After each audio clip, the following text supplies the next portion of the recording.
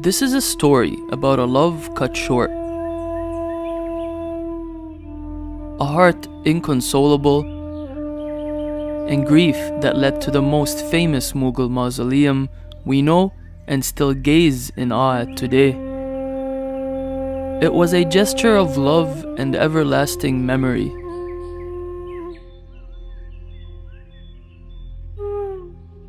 This is the Taj Mahal.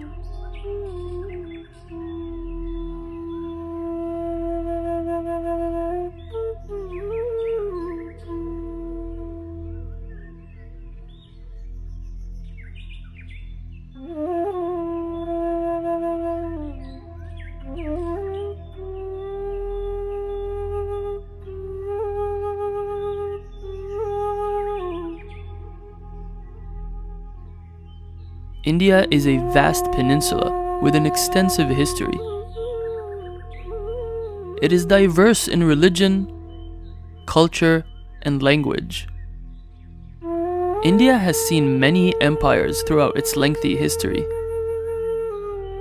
The Mughal Empire brought with them an Indo-Persian culture that is evident in the magnificent forts and the tombs they left behind.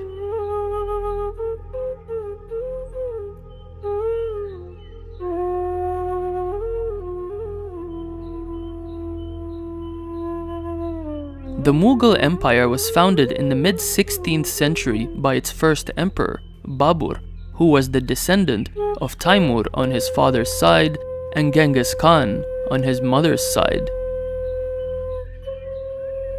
At its height, the Mughal Empire spanned almost the entire Indian peninsula and what is today Pakistan, Bangladesh, and Afghanistan.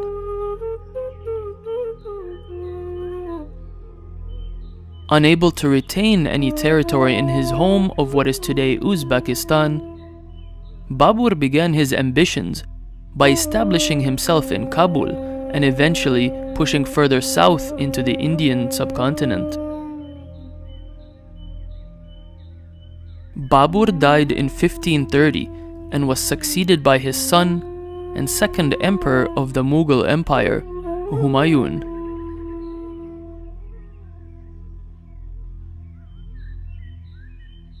The Mughal Empire under his rule was briefly interrupted as he was exiled to Persia. This is of significance because it was here that the Mughal Empire obtained the influence of Persian culture through diplomatic alliances and marriage.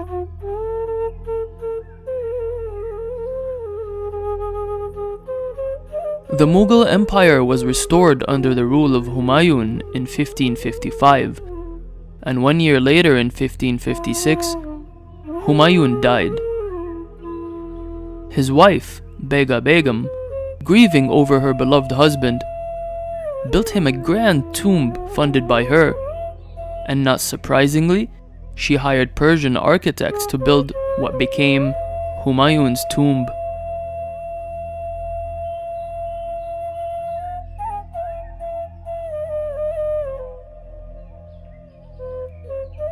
Humayun's tomb is of immense significance in our narrative, as it was the first garden tomb in the Indian subcontinent, and it was also the first structure to use red sandstone at such an immense scale. It ushered in the concept of building a mass garden grave to honor a loved one. It was a masterpiece of admiration and amazement that distinguished a loved one and kept their memory alive after their death. Humayun's tomb provides us a glimpse into the familiar structure and styling cues of what will become the much larger Taj Mahal.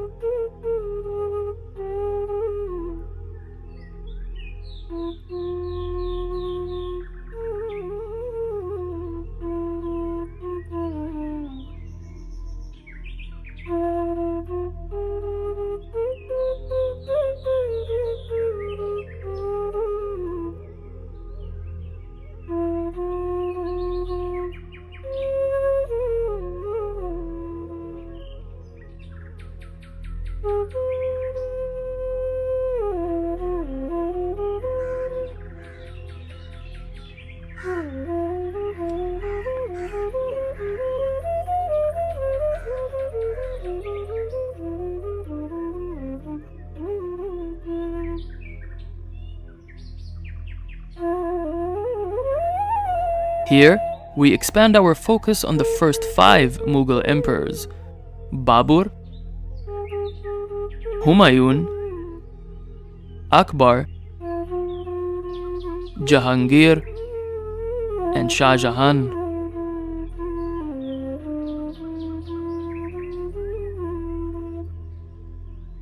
Although buried in their Mughal empire, today their tombs are scattered across 3 countries: Babur in Kabul, Afghanistan, Humayun in New Delhi, India, Akbar in Agra, India, Jahangir in Lahore, Pakistan, and Shah Jahan in Agra, India. As lessons were learned and each emperor wanted the grandest of all mausoleums, we can clearly notice the enhancements, growth, and rise in complexity of each emperor's final resting place.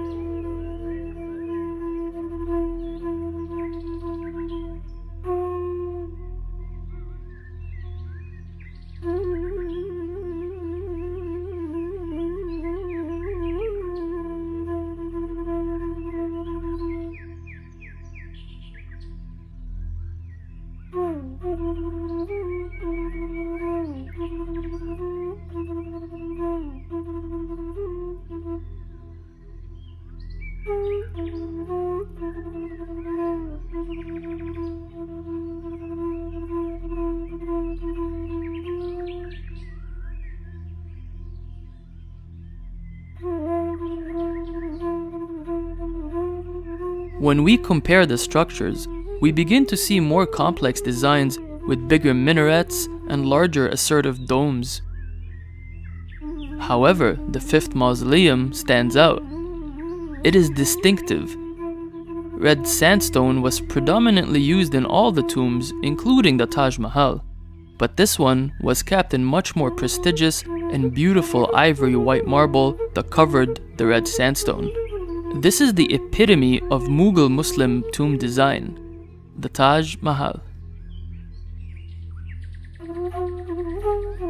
Despite Shah Jahan being buried here, it was never intended to be his tomb. In fact, he never built it for himself.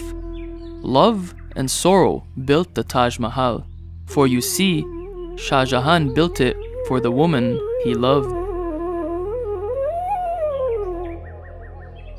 Though many of his marriages were political by nature, this one was different. This one was out of love. And this love of the 5th emperor of the Mughal Empire was a Persian woman, by the name of Mumtaz Mahal. She bore Shah Jahan 14 children and also played a political role alongside her husband, having a say in political matters. He was so in love with her, he never indulged in any emotional or sexual relationships with his other wives. His life was all about her, and he truly loved her. During the childbirth of their 14th child, Shah Jahan's beloved Mumtaz Mahal died. He was devastated.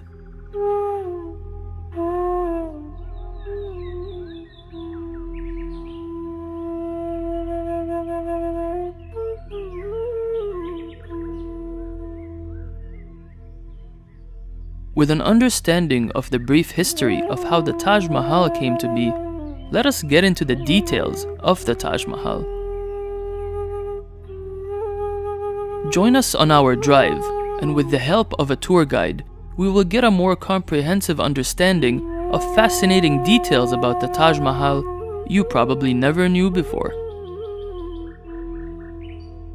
We are no strangers to road trips, and having driven all of Japan coast to coast, we are quite the seasoned adventure seekers.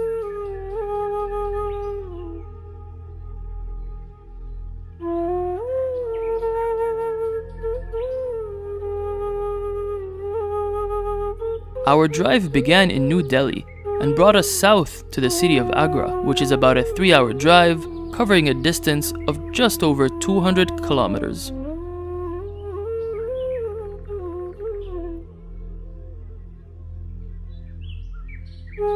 Having spent a few days earlier in India, we were well aware that driving here is a little more adventurous than what we are used to in Japan and North America. It was quite refreshing to experience something new. Once out of the city, we found ourselves on a surprisingly tranquil highway that stretched as far as we could see.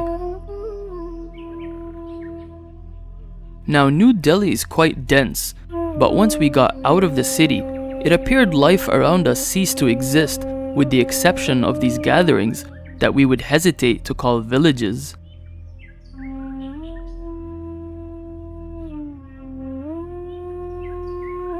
Soon enough, we began seeing the familiar dense atmosphere, including the traffic and recognizable local animal pedestrians that unquestionably paid no mind to the traffic laws.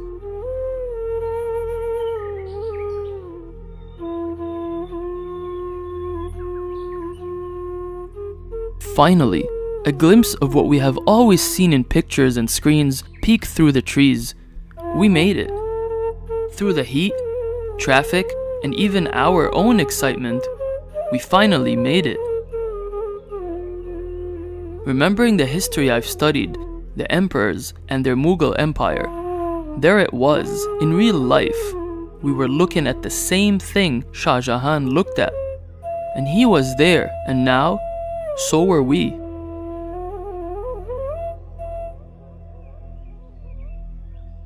Once we parked our car, we were swarmed by tuk-tuk drivers that are willing to take you the close to 1 kilometer walk to one of the entrance gates. Amongst them, we met Irshad, who turned out to be quite a helpful fella. Scammers are abundant, but he seemed humble, and he wasn't pushing the money talk on us, so we scooped him along, and it was surely worth it. He addressed details that we would not have known otherwise, and I feel that without him, we would have left that day missing out on a lot of information that linked the Taj Mahal with its story, and it made our visit much more meaningful. Welcome to Tajmahal. Now we are in Taj. Okay, this is the courtyard of Tajmahal. I'll explain to you in the shade. What is this? Then we have to go inside.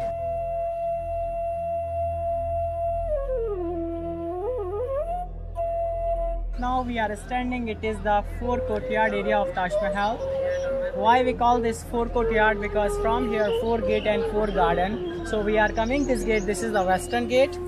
Second gate, you can see the symmetrical side, eastern gate. Behind of me, south gate, and fourth, north gate from here. In that time, dynastic time, this gate name is different. This is called Fatehpuri Begum Gate. Why? Because Shah Jahan wife Fatehpuri Begum, she is buried there. 20,000 people working in Tajmahal. Those people are coming from Iran and Afghanistan, and those people are living behind of this gate. Same descending family is still living now. This is the north gate of Tajmahal. In India, this is the third largest gate. First, Buland Darwaza in Fatehpur Sikri in Agra. It's about 45 kilometers far from here. Second gate in India, Delhi, India Gate. This is the third largest gate in India. This gate on the top, you can see the white color dome. Can you count how many domes are there in the middle? 11. 11, exactly. 11 front side and 11 to behind back side. So 11 plus 11, 22. It means Taj Mahal whole construction is complete. Took 22 years.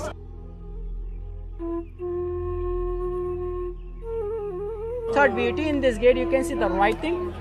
Yeah. Three-sided border, black writing. Yeah. It is the Arabic language. Yes. Chapter of the Quran. This language looks like a painting and color, but it is not color, not painting. First, they dig out the marble with the hammer, with the chisel. Then another stone they put in the marble, black one. This is the black onyx.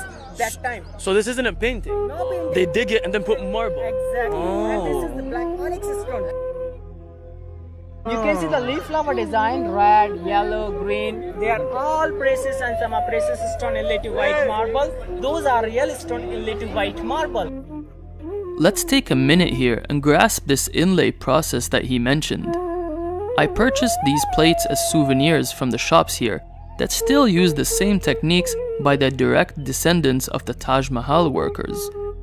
They start with a slab of marble and chisel into it, carving out the floral designs or the verses from the Quran. They cut the gemstones with surgical precision and inlay them into the chiseled marble. Finally, they proceed to smooth and sand it to a mirror finish. Now imagine the time, skill, and finesse that is required to cut these stones without cracking them and inlaying them perfectly. The simplest mistake would crack and ruin the whole plate. Now this is just one plate. Imagine having the responsibility of inlaying these gemstones on this unfathomable and immense scale. Imagine having to do all of this without a single mistake. The thought of that is to say the least mind-boggling and jaw-dropping. 28 different stones are utilized for inlaying, such as carnelian, agate, turquoise, lapis lazuli, coral, onyx, cat's eye, jade, and bloodstone. These stones were imported from several places such as Tibet, Rajasthan, Punjab, China, Afghanistan, Sri Lanka, and Arabia. One more thing, you can see letter bottom to top, size of the letter font. It looks like a same, but it is not same. They are in the V shape like that. Bottom is smaller, top it's bigger. If the same size letter you can't read easily top, that's why architect make in the V shape. So this is the center line of Taj Mahal. This line is started from here and going to straight Mumtaz grave in the symmetrical. Not only is the main mausoleum symmetrical, the whole Taj Mahal complex, gardens, and even the trees are symmetrical as well. It adds another level of appeal in its simplicity, while ironically adding another level of complexity. The explicit nature of having everything on either side of the center line symmetrical is an engineering feat in itself that takes time and, more importantly, absolute proficiency and impeccable technique. The level of this faultless design is apparent when you realize that following this insignificant line will lead you through the absolute center of the entire Taj Mahal complex all the way to the tomb of its main occupant, Mumtaz Mahal. As you advance through the main gate, you are struck with a severe case of tunnel vision. An optical illusion is set to make the Taj Mahal seem as it is moving away from you as you walk through this main gate. Before long, you are received by the main mausoleum in all its glory and you will find yourself at the gardens containing the pavilions. More symmetry is visible here, as the main gate from the inside looks identical and symmetrical to the view we observed earlier from the outside. The symmetry does have some inconsistencies, as we see here. Can you guess what's the changes in this gate? Yes. The Quran? Exactly, brother, you are right. Got it. Chapter of the Quran is different. King Shah Jahan made this Tajmahal memory of his wife Mumtaz, and she's not Indian. She's Persian from Iran. She died in 1630. After 1 year, Taj Mahal started 1631 and completed 1653, 22 years. White marble coming from Makrana in Rajasthan place, which is 360 kilometers far from here. The all Mughal places you have to find this stone red. This stone. Why? They have a reason. First reason, Agra is the capital of the Mughal, and this stone you have to easily find in Agra. Second of reason, this is a very cheaper stone, cheaper with the marble. Third reason, no effective color of this stone. It's the same color, red color. So this is the same stone. Same stone. White marble, now you have to find yellow. Dome it's not 100% white, bottom side it's clean. I see. But before 5 years, the all marble it's yellow like a dome. But they have to clean every 5 years after with the mud pack therapy. They have to use mud on the marble and paste it 2 months, 2.5 months, 3 months after they wash with the water, with the soap. It's clean because mud absorbs all dust, all pollution. No use any color with this marble, no use any chemical, just only used to be mud pack therapy. On the top it is the black chemical just entire on the top. Can you guess how tall is it? It's just a black thing. 10 meters. That time it was gold, but right now it is brass. Why it is brass now? Because after British ruler, they took it gold and they make replicate it on brass when they put it over. Now, the plausibility of this story has been endlessly debated. There were, in fact, multiple thefts of precious items from the Taj Mahal, but the specifics of what was stolen will always be shrouded in fables and myths. Was the pinnacle truly stolen? Some say yes, and others say no, and I suppose we will never be certain. One more thing. See the tower from here? Yes. Two in the right and two in the left. That was one. Okay?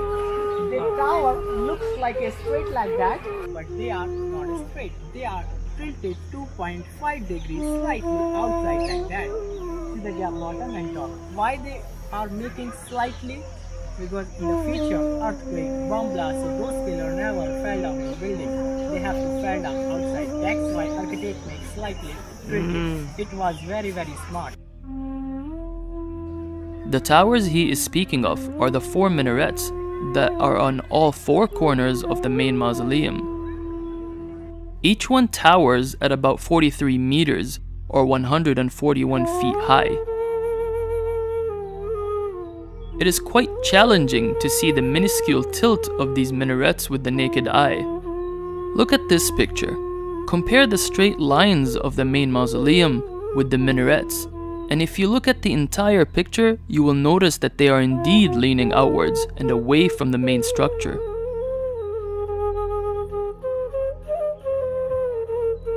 While here in the garden area, you will notice an insignificant building right at the edge. This is a water palace. It is unique because the dome is made out of marble, but the rest of the building is made with red sandstone. It's quite interesting to view the contrast between the 2 different materials in one building. Pursuing the perfect symmetry, you will again discover an identical water palace on the adjacent side as well. Walking further north, you reach the most northerly part of the entire complex, the riverfront terrace. Although the main mausoleum is the center of attention, there are in fact 2 more buildings on either side, a mosque and a guest house. Constructed from the familiar red sandstone, this building is the mosque. It is a little more than 20 meters high or 66 feet. Due to it being a mosque, it is located on the west side of the Taj Mahal in the direction of Mecca, where Muslims face when they pray. And for a bit of enjoyment, here's a cute monkey we saw climbing the mosque's wall.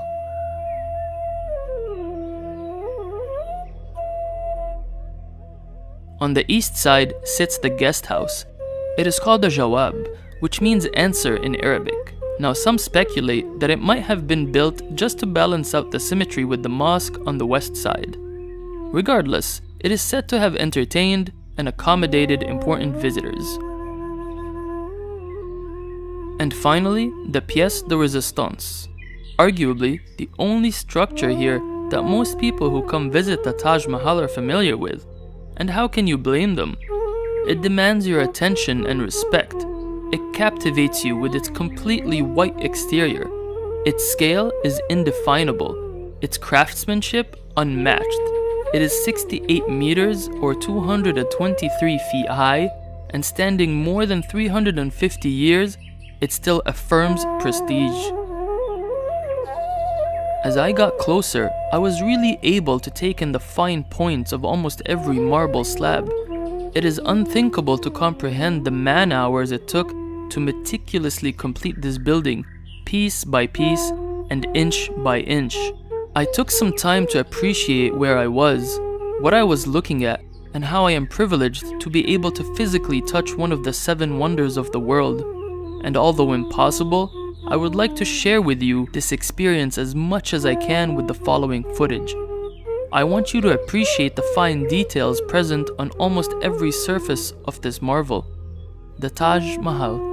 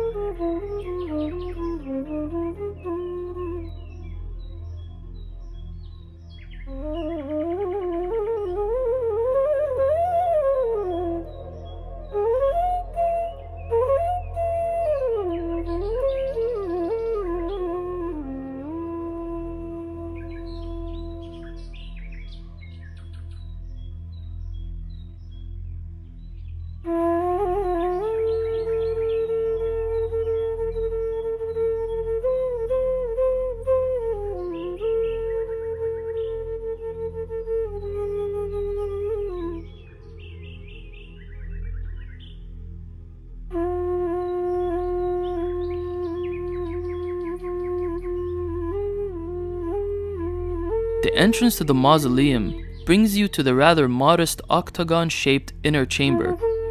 You will not find decorations or extravagant jewelry, as Muslim tradition forbids elaborate decorations of graves. There are 2 tombs here.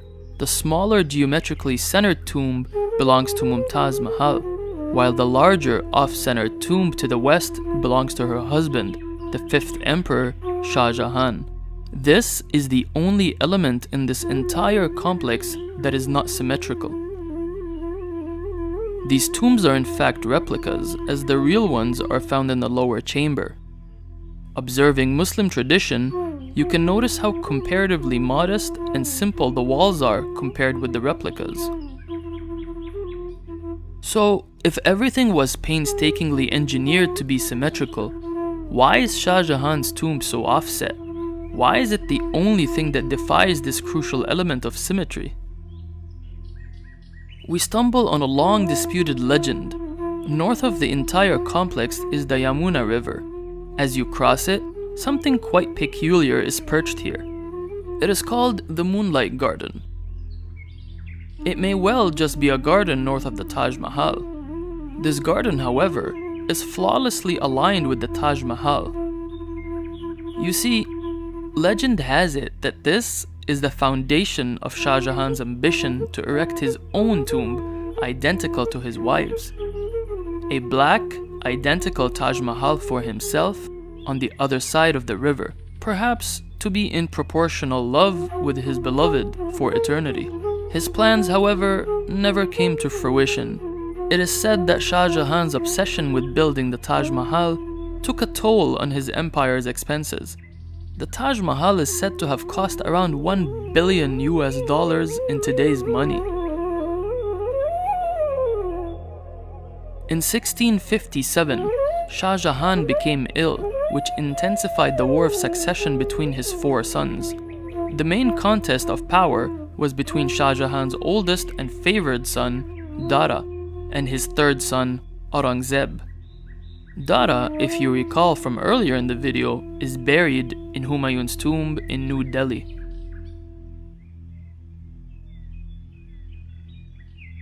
Many battles ensued which saw Dara fleeing to the west from his brother Aurangzeb. Ultimately, one of Dara's generals betrayed him and handed him over to Aurangzeb. Aurangzeb crowned himself emperor in July of 1658.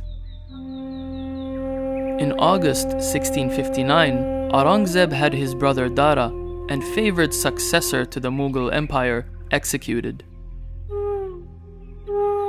Aurangzeb deemed his now frail father Shah Jahan incompetent to rule and imprisoned him in Agra fort, where the once great Shah Jahan lived out his years, never again able to visit his beloved wife's grave and only able to get a glimpse of his life's masterpiece, the Taj Mahal. Shah Jahan died in 1666 after 8 years of imprisonment, perhaps never able to realize his black Taj Mahal. Fact or fiction, we will never know. We would like to think of it as truth, because the only thing better than the Taj Mahal would have been a pair of Taj Mahals peering at each other from opposite sides of the river, and there is nothing wrong with these ambitions of our imagination. We are fortunate to have the Taj Mahal because of these ambitions and imaginations of Shah Jahan. After his death, Shah Jahan was moved and buried in the Taj Mahal.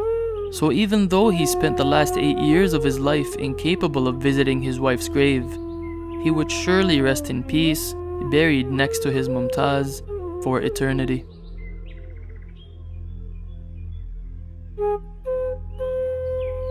Nearing the end of our day, and having truly marveled at every aspect of being here, one thing was quite bothersome that took away from all this greatness that many people painstakingly worked to perfect. Everywhere we looked, people would throw garbage and empty bottles in the gardens and under benches. I found this very ill-mannered and even more disgraceful and embarrassing. Garbage bins are plentiful, yet some people deemed it acceptable to toss their trash everywhere. If your life of adventure ever brings you to this marvel, or any other place, I implore you to be humble and dispose of your trash responsibly, and uphold the work many have perfected just so you may have the opportunity to experience it. Our voyage to the Taj Mahal and India in general was exceptional. We tend to be bold and love to experience various countries. You regularly hear cynical stigmas about India, but I give credit where it is due. I have a philosophy of never accepting what people say about anything and would rather experience it myself, which I did. India was one of the most compelling, fascinating, and culturally rich countries I have visited.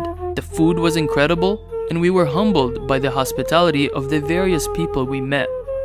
We hardly got to experience this vast country and only touched on what it has to offer. One thing is certain, India. You have won a place in our hearts, and we will be back to relish what else this country has to offer. And for that, thank you, India, and until next time.